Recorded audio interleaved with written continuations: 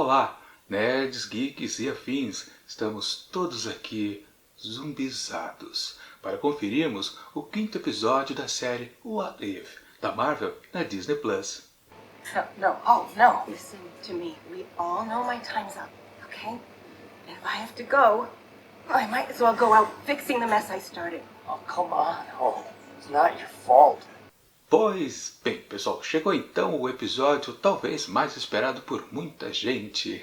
Sim, o episódio zumbi, onde todo mundo, não só as pessoas normais, como em toda a história de zumbi, foi infectado, mas também os super-heróis, porque, claro, super-heróis servem para isso, salvar as pessoas dos males, que existem no universo. Inclusive zumbis, mas se eles mesmos são infectados, aí lascou de vez, porque os mocinhos passam para o lado dos maus. Aí não dá certo. É justamente por causa disso que essas histórias de zumbi, especificamente no âmbito das histórias de super-heróis, sempre tem aquele quesinho a mais de realmente a coisa complicou de vez. Então, estava assim, muita gente esperando por essa versão do universo zumbi, porque assim, vale lembrar, já existia um universo zumbi dentro das histórias da Marvel, não é uma questão exatamente de que tudo isso foi criado como uma coisa original aqui dentro dessa série, que propõe, claro, mostrar a cada novo episódio um novo universo, com uma pegada diferenciada, porque não zumbis dominando tudo. Pois bem, isso já existia na Marvel há muito tempo, só que não estava dentro, ou pelo menos não se originou dentro do universo tradicional da Marvel. Na verdade foi no Ultimate Marvel, que já é aquele universo à parte, aquele que gerou o Homem-Aranha do Miles Morales, bem bacana. E claro, ele teve origem justamente na primeira equipe de super-heróis que apareceu nesse universo Ultimate Marvel, que era o do novo Quarteto Fantástico. Foi lá que o Reed Richards descobriu um universo zumbi, que acho que ele apelidou de Zumbiverso. E ele descobriu que lá, naquele outro universo, praticamente tudo já havia sido arrasado pelos super-heróis zumbis. Só que eles conseguiram um jeito de vir para o, entre aspas, para o nosso universo. O nosso universo na Marvel é o 616, Acho que é isso, Se eu não me engano, é o 616. Enfim, eles entraram aqui e começaram também a dominar a parada. Ou seja, a versão então de zumbis dentro do universo Marvel já existia há um bom tempo. Acho que as primeiras histórias foram lá em 2005, 2007, por aí, quando começou justamente o Ultimate Universo da Marvel. Enfim, o que vale é que essas histórias aqui, então, na verdade, na HQ, houve outras versões, minisséries, inclusive aquele autor que tanto fez fama, construindo histórias de zumbis através do The Walking Dead, o Kirkman. Pois é, ele também escreveu 2 minisséries, se eu não me engano, ou uma série completa também de zumbis para a Marvel. Ele desenvolveu bastante a história, inclusive, fazendo com que, aliás, os zumbis começassem a pensar, não só ficassem essas criaturas abomináveis que apenas querem comer o cérebro dos outros. Uma coisa interessante, mas aqui nesse episódio o pessoal que foi zumbizado é apenas um zumbi tradicional, só quer realmente continuar a sua refeição diária. Bom, na verdade alguns conceitos que o Kirkman escreveu lá para os quadrinhos também tem aqui dentro desse episódio. Mas o que vale então o que aconteceu por aqui, A história já começa com o Hulk voltando lá para a Terra naquele raio, naquele evento que ocorreu nos filmes Os Vingadores Guerra Infinita, onde ele acaba caindo na casa do Doutor Estranho, acertando a famosa escada, e lá ele acaba comunicando que Thanos está chegando. Pois bem, ele chega e não encontra ninguém, nem na casa do Doutor Estranho, muito menos lá do lado de fora, na rua, porque justamente, claro, a gente já percebe, obviamente, está tudo silencioso as ruas, não tem ninguém, o apocalipse zumbi, obviamente, está acontecendo. Antigamente, quando existia essa questão dos zumbis, virou moda, antigamente quando a gente via uma cidade abandonada, quer dizer que a história seria a história de fantasmas, Hoje em dia, quando a gente vê uma cidade então deserta, é a história de zumbi, com certeza, não é tiro e queda. Enfim, e ali já se começa a perceber, o Bruce Banner, que realmente, a coisa anda errada e pessoas viraram zumbis. Uma cena bastante engraçada. Aliás, esse episódio aqui se vale de 3 personagens cômicos da Marvel para enfatizar bastante essa bom equilíbrio, entre cenas tensas de puro zumbi, que claro, zumbi resulta em carnificina à torta e à direito, né? E por outro lado, né, toda essa parte mais cômica para deixar tudo mais leve, bem equilibrado mesmo, ou seja, um bom episódio nesse sentido, de não oferecer apenas a parte sanguinolenta, mas também deixar um clima assim amigável, né? Um pouquinho família também, mesmo dentro de uma história de horror, de terror, o que fica bem bacana também. Mas enfim, o Hulk não quer aparecer, né? Como aconteceu lá no filme dos Vingadores, não aparece de jeito nenhum, né? Ele fica lá na dele, dentro de Bruce Banner, né? E aparece, claro, alguns heróis sobreviventes, como a Sharon Carter, o Homem-Aranha, Soldado Invernal e um lá que eu não entendia quem era o tempo todo. Pois é, quem era aquele cidadão chamado Kurt? Eu não lembrava.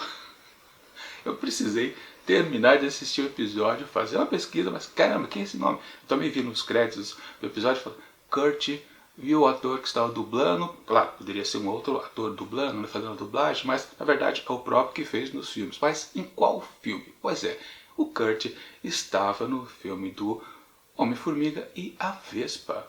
Pois é, a Vespa também é uma das que está aqui como heroína que ainda está sobrevivendo. E então o Kurt estava lá no filme dos dois diminutos super-heróis, mas por que escolheram exatamente ele? Mas como eu disse, né, eles focaram em 3 personagens engraçados aqui. Bruce Banner, na verdade, se tornou, em um certo sentido, um personagem cômico nos últimos filmes da Marvel. Tem o Kurt, que era, claro, da equipe lá do Scott Lang, no filme do Homem-Formiga e da Vespa, e outro que aparece também é o próprio Scott Lang, né? O Homem-Formiga, que aparece de uma forma muito interessante aqui, apenas com a cabeça, né? Mais pra frente no episódio. Algo bastante interessante. E como eu disse, esses 3 personagens dominaram completamente a parte cômica. É claro também, né? O Peter Parker lá, também fazendo então um quarteto, na verdade. Agora fico me perguntando, por que escolheram esse personagem, o Kurt, para participar aqui desse episódio? Ele não é tão memorável assim. Realmente eu não entendi, mas tudo bem. Tanto que até chorou um problema, né? Quando ele acabou morrendo, eu não senti me doer essa perda. Porque nos outros personagens, os personagens mais conhecidos, sim, Sharon Carter, ou então o Okoye, ou então o Pantera Negra, que também estava ali, né? Que mais? A Vespa, mais no final também. Todos esses me doeram ver eles se transformarem em zumbis. Mas o Kurt, quem se importa? Não sei porque colocaram ele, mas enfim, funciona naquele esquema de fazer o equilíbrio entre tensão e coisas mais amenas. Enfim, foi funcional de qualquer forma, né? Mesmo eu não sabendo quem era durante o tempo todo. Enfim. Tem esse episódio também uma boa reviravolta quando eles encontram lá o Visão naquele esquema que ele estava trazendo ali de, claro, manter ou construir aquela sensação esquisita, né, que tem já dentro dele, né, que é a manifestação do amor pela Wanda. Pois é, algo bastante eficiente também que foi colocado aqui no episódio, né? Por amor, ele faz um ato meio absurdo também. Aliás, ato absurdo falando nisso, né? Foi uma estopinha aqui então desse episódio, porque justamente a Hope queria salvar a sua mãe que estava lá no universo quântico, né? E por causa disso, né? Ela já estava contaminada por estar lá, depois contaminou o Hank Pym, e quando os dois voltaram para o nosso universo, aí fez a infestação se iniciar. Ou seja, o mote do amor realmente foi bastante utilizado aqui nesse episódio e justifica todos os princípios dos 2 pontos de convergência principal da trama, que também está bastante interessante, muito bem empregado com certeza. Às vezes, num filme de ação você acaba esquecendo os motes iniciais, que são os motes sempre mais humanos, mas eles estão aqui presentes e são funcionais com certeza. Mas que esse episódio assim aqui é de pura ação, aí isso a gente não pode duvidar. E uma ação que funciona bastante dinâmica, inclusive. E é sempre gostoso, né, de curtir os momentos criativos dos roteiristas, né, e inventar novas formas de matar zumbis. Isso sim que é diversão pura. Aliás, é um episódio que ele passa bem rápido, a gente não sente... É que na verdade o episódio não é complexo, isso é claro, é um típico produto de entretenimento, né? O próprio conceito de zumbi, a gente já coloca a fantasia assim, num patamar super elevado, né? Aquele tipo de coisa que a gente vai consumir já sabendo que não é para se levar a sério com certeza. Embora, claro, por exemplo, nas histórias de zumbi, sempre tem aquele fator super-humano também, né? Que o próprio Kirkman, quando criou lá The Walking Dead, ele fez bastante, né? que o pior monstro que existe dentro das histórias de zumbis não são os infectados, não são os mortos-vivos, são exatamente os vivos. Os vivos são os piores seres daninhos da humanidade, né? Em toda história de zumbi ou de morto-vivo tem esse conceito aplicado. Aqui não teve exatamente, mas teve o foco, justamente como eu comentei nas questões iniciais, de ser por causa do amor, a paixão por alguém convergir no estopim de um ponto de início de história ou no estopim de ponto de virada. E aliás, o episódio todo vai se desenvolver nessa tentativa de conseguir uma certa cura para esse mal todo, e no final, meio num sacrifício até meio inesperado, né, o próprio Visão ele tira a joia da mente da sua testa e foi um suicídio praticamente, né? Entrega a joia para o Bruce Banner continuar as pesquisas para poder irradiar exatamente aquela frequência da joia, né, que parece inibir os zumbis. Mas é um destino ou um futuro meio que incerto, na verdade, porque o episódio acaba justamente quando os heróis, os remanescentes, os que sobraram, conseguem se distanciar lá daquele centro ali onde estava a Visão e também o Wanda, né, consumindo aos poucos. Aliás, ali estava também, né, o Pantera Negra, que a gente pensava que já havia sido virado zumbi, na verdade ele estava sendo picado aos poucos. Esse conceito, por exemplo, né, de se consumir a carne aos poucos, não comer só, por exemplo, o cérebro, né, é típico, né, que o zumbi ele come o cérebro das pessoas, né. Na verdade, esses zumbis criados lá pelo Kirkman, numa das séries que ele fez do Zumbiverso, foi justamente isso, onde, agora eu não me lembro qual era o personagem que também fazia a mesmíssima coisa. Aos poucos eles iam consumindo as carnes, né, como quitutes, né, as pessoas deixavam as pessoas vivas e aos poucos arrancando um pedacinho aqui de perna, de braço ali, e comendo aos poucos. Enfim, foi aplicado também esse conceito por aqui. Mas, como eu disse, no final do episódio tem aquela esperança. E tem outro pontinho de virada, né? Aquela surpresinha final, onde nós descobrimos que existe o Thanos aqui também, nesse universo, com a manopla quase completa, já querendo dar o seu estalo.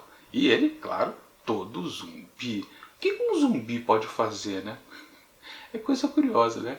Será que vai ter uma continuidade? Essa história seria uma boa. Na próxima temporada temos um desdobramento exatamente desse conceito, porque é um gancho bastante interessante. Aliás, já agora chegando no no quinto episódio de 9, já passamos, claro, da metade, realmente, esse é um bom episódio para termos de novo na segunda temporada, ou numa terceira, com certeza. Pois muitas histórias desse What If, desses universos à partes, realmente fazem com que os desdobramentos das histórias deixem a gente com aquela pulguinha, né, na orelha, tipo, o que vai acontecer a seguir? O que é mais interessante também, né? É exatamente o que acontece se isso mesmo aconteceu.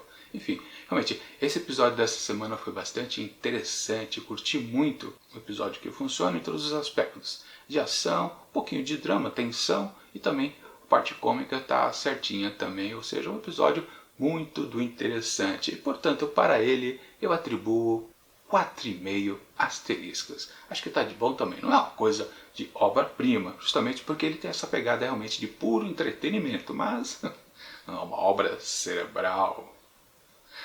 Tinha que fazer esse trocadilho, né? Enfim, vamos ver o que acontece semana que vem em What If. Por hoje é isso.